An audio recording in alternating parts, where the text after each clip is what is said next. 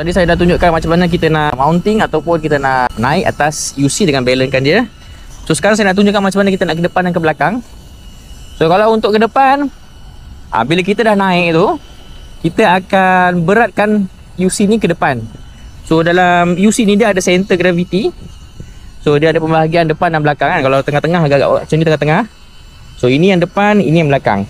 So kalau macam kita nak ke depan, kita akan pijak bahagian depan ni, kita akan beratkan dia bahagian depan dan dia akan automatik ke depan. Kalau kita dah ada dekat atas over ni, badan kita bongkok ke depan, dan automatik dah akan rasa berat ke depan dan dia akan ke depan. Kalau kita nak ke belakang, dia tak ada button brake ke, pedal brake ke apa. Kita cuma tekan bahagian belakang ni, bahagian tumit kita ke belakang. Kita tekan tumit belakang ataupun kita berat badan kita ke belakang kan. So body UC ni akan detect belakang berat, dia akan ke belakang. So automatik kalau kita tengah ke depan, kita beratkan badan kita ke belakang ataupun kita pijak kita punya pedal bahagian belakang, automatik dia akan brake lah. So itu satu cara untuk kita brake. So faham tak? So contoh, saya bagi contoh ya. So kita ke depan, kita ke belakang ada akan brake. Nampak tak? Dengan jalan, kita beratkan ke depan, dia akan jalan ke depan.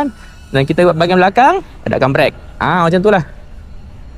Ke depan, ke belakang, brake.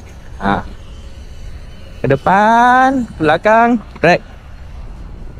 Kita beratkan ke depan, jatuhkan body ke depan, dan kita ke belakang pula, dia akan brake. Macam tu. Itu cara kita nak ke depan ke belakang. Okay guys, itu saja untuk kali ni.